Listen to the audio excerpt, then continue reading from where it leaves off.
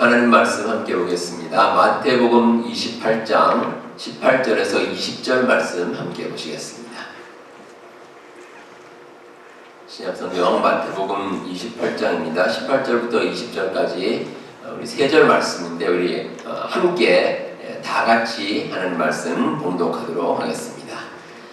예수께서 나와 말씀하여 이르시되 하늘과 땅의 모든 권세를 내게 주셨으니 그러므로 너희는 가서 모든 민족을 제자로 삼아 아버지와 아들과 성령의 이름으로 세례를 베풀고 내가 너희에게 분부한 모든 것을 가르쳐 지키게 하라.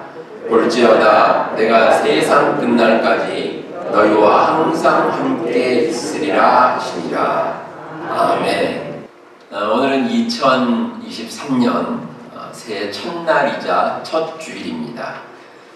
올 한해도 우리 여러분들의 가정과 또 일터 위에 하나님의 은혜와 축복이 가득하시기를 기원합니다. 올해 우리 교회 표어는 영혼을 구원하는 교회입니다. 다 같이 저를 따라서 하시겠습니다. 영혼을 구원하는 교회. 영혼을 구원하는 교회. 예, 여러분들이 우리 본당 로비로 이제 나가시다 보면 그 앞에 벽에 이렇게 영혼을 구원하는 교회, 아가페 교회 이런 문구가 벽에 붙어 있습니다. 여러분들 앞으로 우리 본당 드나드실 때 한 번씩 이렇게 보시면서 마음속으로 한 번씩 외쳐주시기 바랍니다. 영혼을 구원하는 교회, 영혼을 구원하는 교회 이렇게 한번 해주시면 좋겠습니다. 제가 2017년 6월 첫 주일에 우리 아가페 교회 담임 목사로 부임을 했습니다. 이제 만 6년째가 지나고 있고 횟수로 하면 한 7년째 이제 접어들게 됩니다. 제가 부임하기 전후로 여러분들께 드린 말씀이 하나 있습니다. 제가 부임하면서 앞으로 한 5년 정도 저와 여러분들이 서로 좀 알아가는 시간을 가집시다 라고 그때 이제 말씀을 드렸습니다. 지금 기억나는 분도 계실 것이고 아마 기억하지 못하는 분도 아마 계실 겁니다. 저는 우리 교회 많은 교우들과 한 분씩 알아가는 시간이 필요했고 또 제 목회 방향에 대해서도 또 말씀을 드리고 또 혹시 생각이 다르다면 또 그 생각을 하나씩 조율해 나가는 그런 시간이 필요했습니다. 아마 여러분도 마찬가지일 겁니다. 처음부터 제가 어떤 사람인지 다 아는 것은 불가능합니다. 함께 시간을 보내면서 이제 저의 목회 철학도 하나씩 알아가게 되고 또 저의 성격을 비롯한 여러 가지를 함께 맞춰나가는 그런 시간이 필요해서 제가 이렇게 말씀을 드렸습니다. 5년이라는 시간은 서로를 알기에는 짧으면 짧고 길면 긴 시간입니다. 어쨌든 저는 이제 5년 정도의 시간을 가지고 우리 교우들과 함께 어울리면서 우리 교회 내실을 다지기를 제가 기원을 했습니다.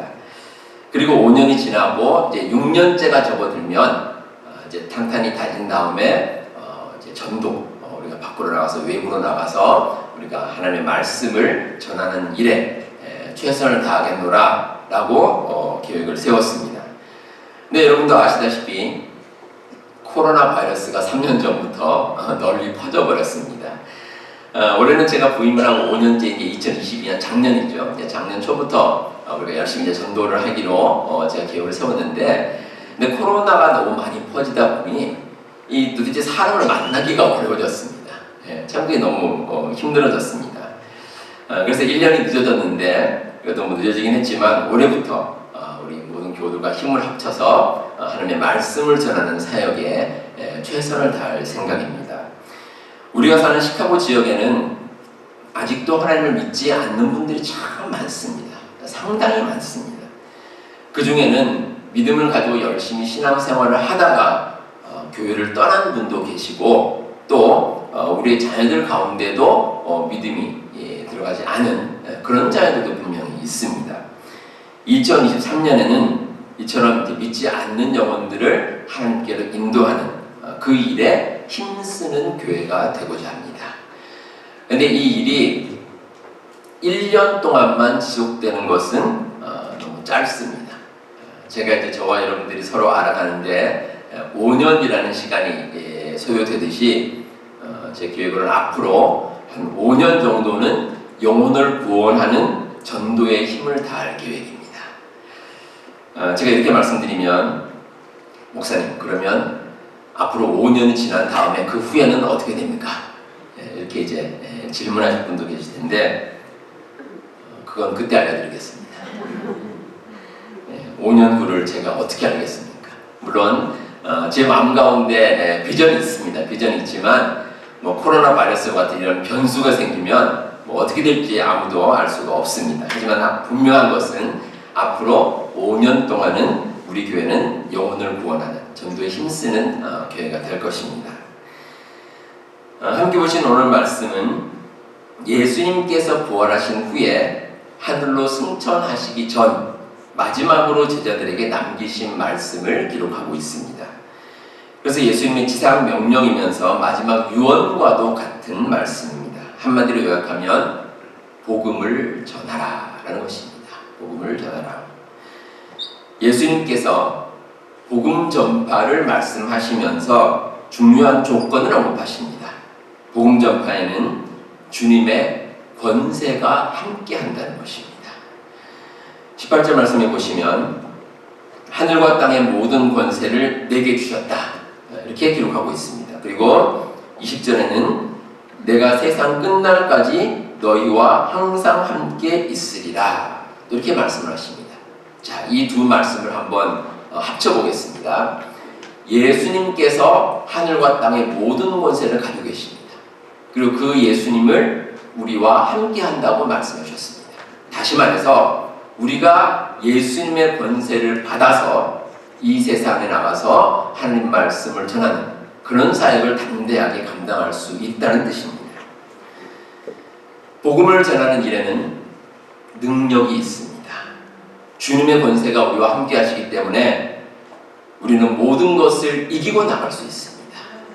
때로는 사탄 마귀가 복음 전파를 방해하지만 그럼에도 주님의 권세는 모든 사탄 마귀의 세력을 물리치십니다. 그래서 우리는 주님의 권세로 놀라운 승리의 역사를 체험할 수가 있습니다. 우리가 복음을 전하는 가운데 참 놀라운 일이 생깁니다.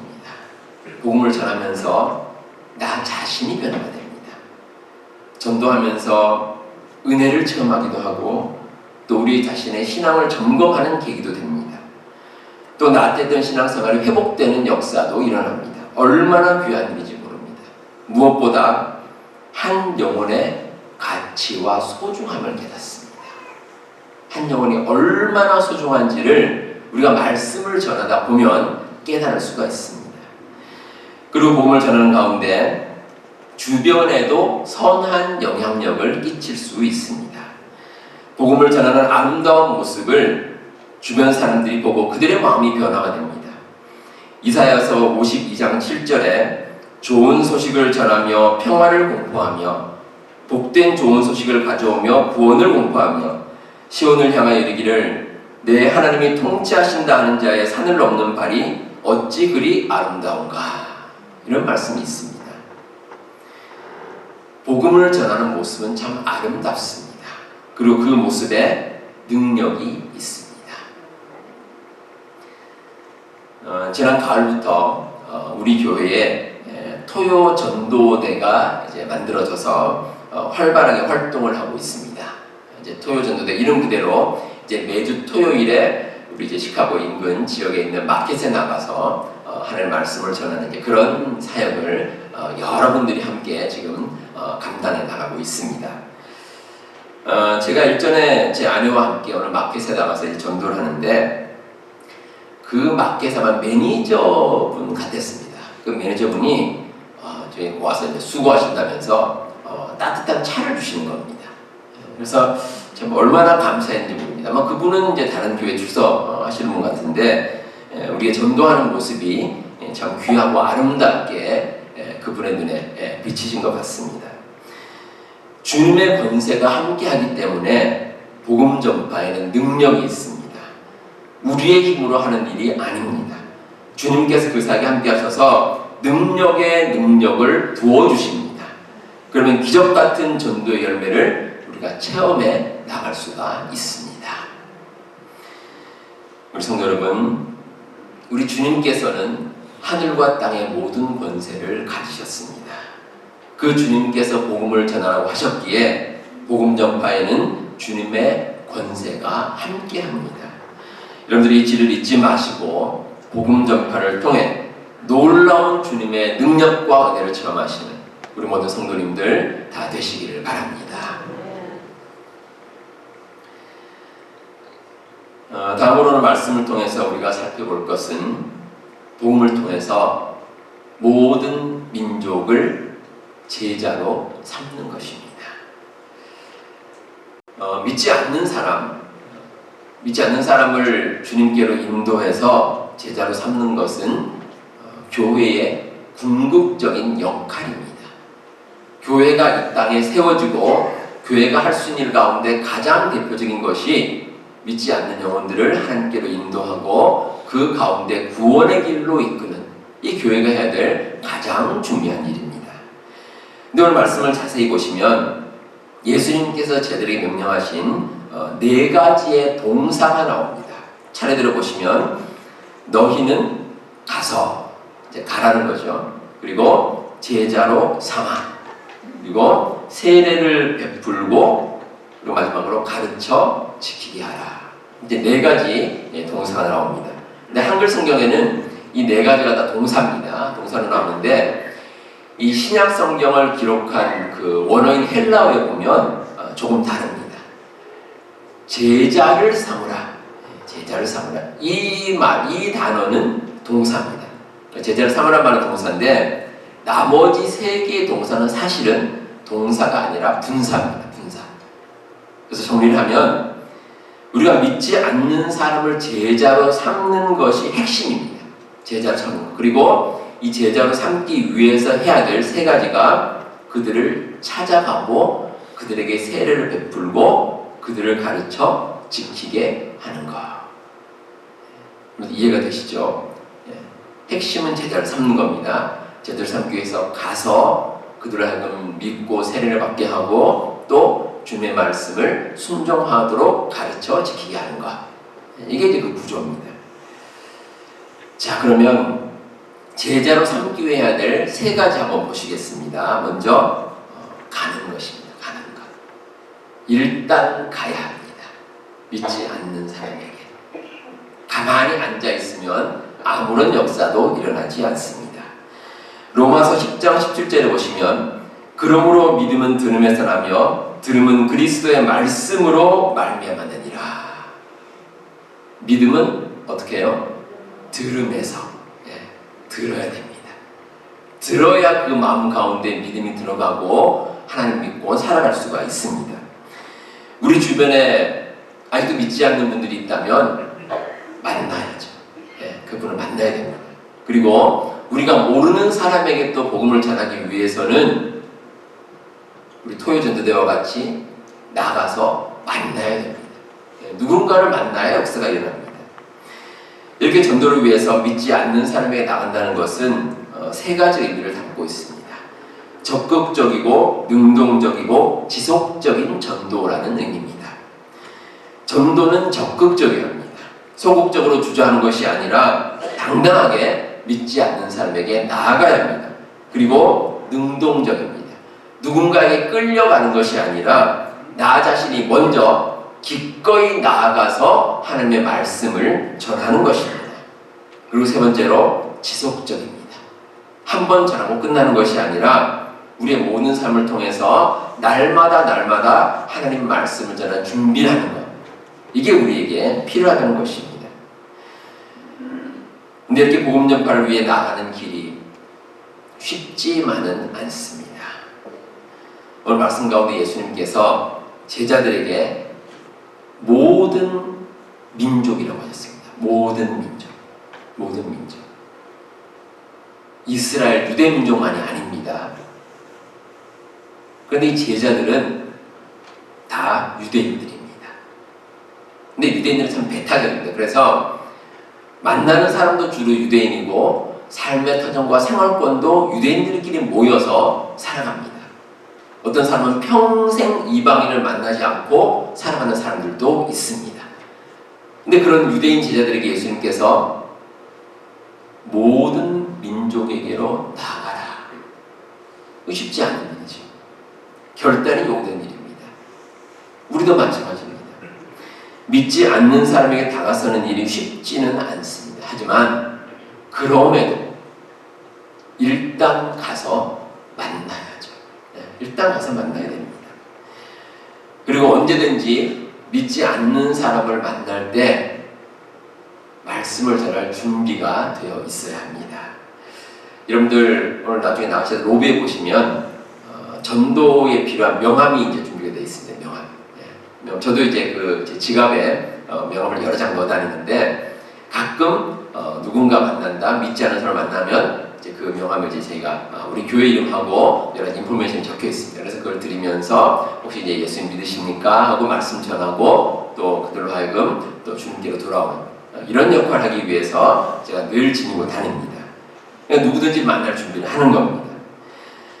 이렇게 믿지 않는 사람들에게 일단 우리가 다가간 후에 다음으로 해야 될 것이 믿음으로 세례를 받게 하는 일입니다. 오늘 말씀에 나오듯이 믿음을 가지게 되면 삼위일체 하나님의 이름으로 세례를 받습니다. 복음을 접하는 것이 진리를 듣는 과정이라면 세례를 받는 것은 진리를 깨닫는 과정입니다. 세례라는 것은 하나님께서 나의 삶의 주인이심을 고백하는 행위입니다. 내가 진심으로 믿음을 가졌다는 고백이기도 합니다.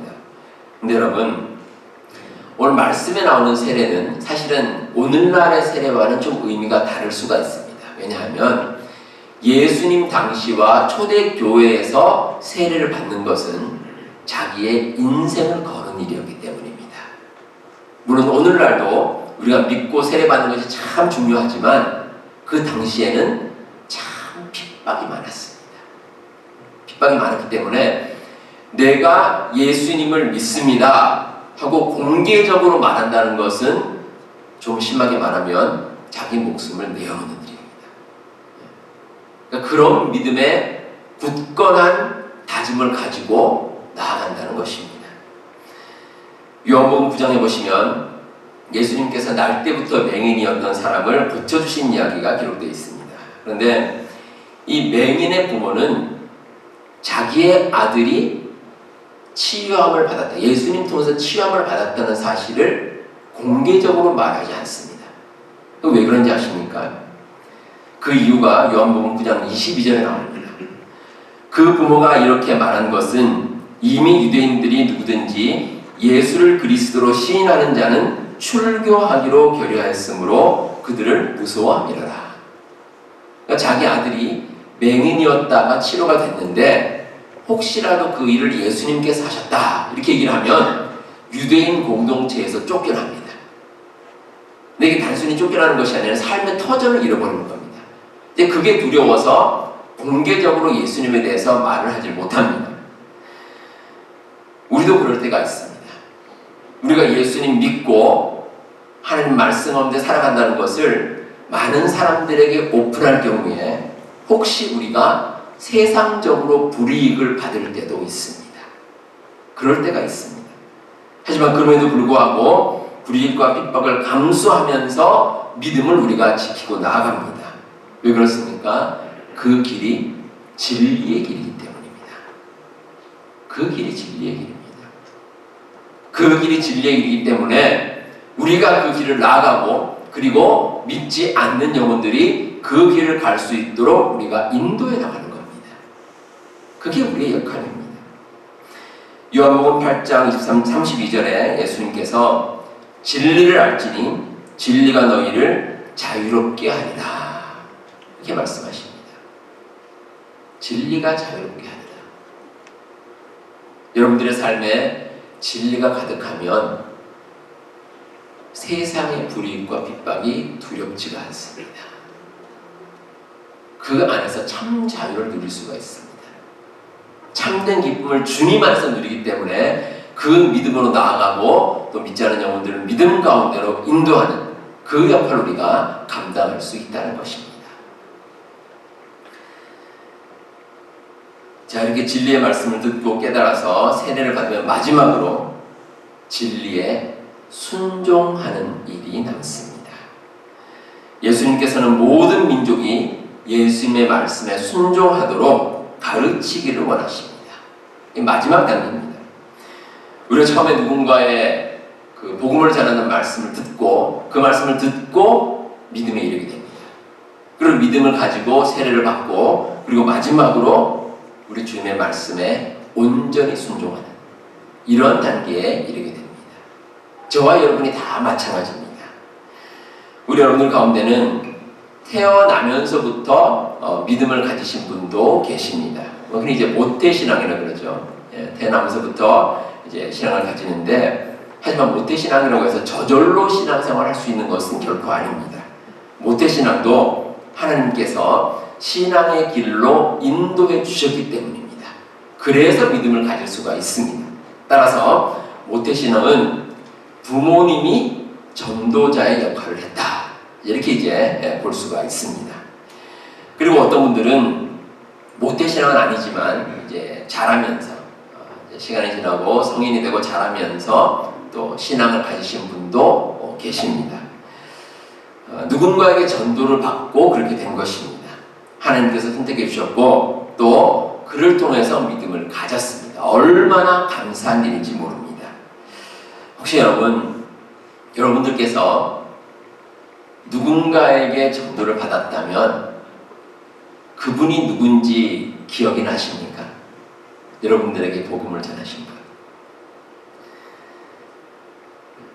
그분은 여러분들의 영적인 생명을 구원한 어쩌면 생명의 은인과도 같은 분입니다.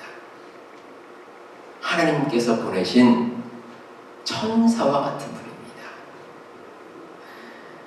그렇다면 여러분께서도 믿지 않는 누군가를 위해서 그런 천사가 되어보지 않으시겠습니까? 영혼 구원의 그러한 열정을 우리 여러분들 꼭 한번 가져보시기 바랍니다. 제가 한국에서 교회 고등부를 이제 졸업을 하고 교회 청년부를 다니던 시절이었습니다. 저는 이제 모태신앙이었으니 이제 어릴 때부터 계속 이제 교회를 다녔죠. 그래서 교회 출석도 열심히 하고 또 교회 봉사도 또 나름대로 열심히 하고 이러니까 그 청년부에서 저를 그 임원으로 세웠습니다. 청년 임원으로 세웠는데 제가 맡은 임원이 총무였습니다. 총무. 근데 당시 이제 교회 청년부에서 총무의 역할이 뭐였냐면 그 새로 이제 신앙생활하는 청년들이 있습니다. 교회에 등록하고 새로 신앙생활하는 청년들이 있는데 그 청년들에게 교회를 소개하고 안내하고 정착할 수 있도록 도와주는, 그러니까 그런 역할을 하는 것이 이제 총무의 역할이었습니다. 그런데 저는 성격이 좀 내성적이어서 그 일을 감당하는 것이 좀 쉽지가 않았습니다. 어떤 분들 같은 경우는 처음 보는 분들과도 얘기를 잘하는 분이 있습니다. 처음 만났는데 이게 참 잘합니다. 그렇게 잘할 수가 없습니다. 제가 옆에서 보면 깜짝 놀랍니다. 어떻게 처음 봤는데 저렇게 잘할까? 이런 분도 계시는데 저는 처음에 누군가를 만나면 낯을 상당히 가립니다. 남자 청년을 만나서 남성이 처음 왔을 때 이야기하는 것도 참 힘들지만 특히 여자 청년들에게는 정말 어려웠습니다. 한 번은 어떤 여자 청년이 청년부를 이제 방문을 했습니다. 이제 처음 이제 신앙생활하는 그런 청년이었습니다. 그래서 제가 이제 그분을 안내를 해서 이제 여러 가지 얘기를 해야 되는데 별로 할 말이 없습니다. 그래서 이제 처음 와서 얘기를 나누는데 그냥 이제 안녕하세요 하고는 그다음부터 별로 할 말이 없었습니다. 근데 제가 말도 못하고 이렇게 불편해하니까 그 여자 청년이 저에게 이런 말을 했습니다. 저기 어디 아프세요? 그 후에 저희 교회 그 선배 형님이 저를 좀 불렀습니다. 저를 부르더니 총무의 역할을 하면서 그 새로운 그 신앙생활하는 가족들을 안내하는 게 힘들지 않느냐 이제 저에게 물었습니다. 제가 솔직히 힘들다 그랬습니다. 저는 성격도 내성적이고 말주변도 별로 없기 때문에 솔직히 좀 힘들다. 다른 사람과 얘기를 이어나가는 것이 참 많이 힘들다. 이렇게 솔직하게 얘기를 했습니다. 근데 그 선배가 저에게 이런 말을 했습니다. 네가 처음 신앙생활 하는 사람에게 다가가서 말하기가 힘든 것은 너의 성격 때문이 아니라 너의 마음 가운데 영혼을 구원하는 열정이 없기 때문이야. 이런 말을 했습니다. 제가 살면서 들었던 참 많은 말들이 있는데 정말 잊지 못할 말입니다. 제 평생에 아마 그 말씀을 잊지 못할 것입니다. 저는 그 말을 듣고 많은 생각을 했습니다. 과연 내가 누군가를 만나서 복음을 전하고 그 사람과 함께 얘기 나누는 것이 왜 힘들까?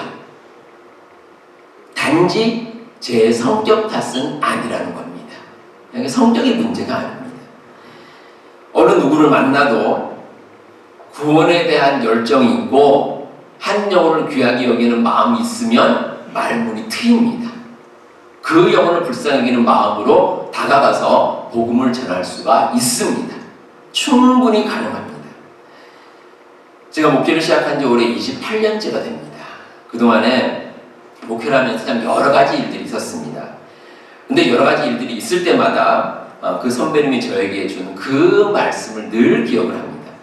한 영혼을 구원하는 일이라면 정말 우리의 인생을 걸기에 부족함이 없겠다. 이런 생각을 늘 하면서 목회를 해나가고 있습니다. 우리 성도 여러분, 하나님께서는 여러분들을 사랑하셔서 예수님을 믿음으로 구원의 길로 인도해 주셨습니다. 얼마나 감사한 일인지 모릅니다. 영원한 생명을 선물로 받은 우리가 해야 할 일은 그 주님의 사랑과 은혜를 나누는 것입니다. 함께 나누는 것입니다. 한 영혼을 구원하는 일에 최선을 다하시는 우리 여러분과 아가페 교회가 모두 되시기를 주님의 이름으로 축복합니다.